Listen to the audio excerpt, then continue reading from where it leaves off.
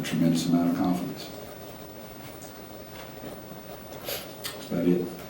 Could you talk about the emotion that Harrison also played with in the second half? Because a lot of times, you know, he's a smooth player, but we don't see that kind of emotion we saw out of him at times tonight. Well, what this emotion you're talking about is those two dunks, you know, and the growl and yell and all that kind of stuff, and, which is fine, but you need to get your rear end back on defense. And that's what I was yelling at him for, and his teammates said they'd take care of it.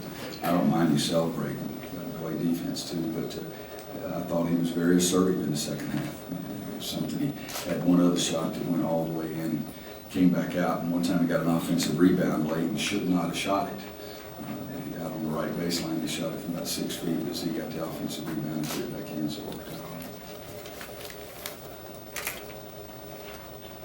Anybody else?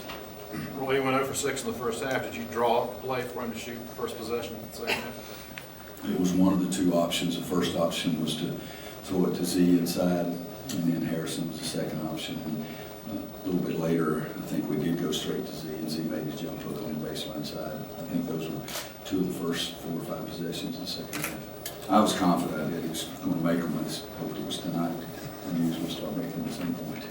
Dexter hadn't made a shot, I don't think, in 3 games. What did you see differently out of him tonight? Well, he attacked the basket, and we were able to go up and down in a full court game. And you know, recently we've been playing too much half court and didn't get as open as he had. And then he made a 3 first half, and then the pull-up jumper on the break was a shot I've been trying to get him to shoot all year long. So the best thing is he took really good shots. What were they doing to make things so difficult inside for you guys tonight? We were as patient as we needed to be, especially in the first half. You look, Kendall had the most shot attempts of the whole team in the first half, and that usually means it's a late clock. So we weren't doing a good job of moving, and then all of a sudden we moved, and one guy would have to try to go one-on-one. So I thought it was a little bit of a contrast that we were so patient, or not patient, excuse me. One guy was trying to go, or we were very tentative, and Kendall ends up shooting the basketball. But I think at half, Kendall had 7 shots, and Harrison had 6, and we like our post players to get some shots too.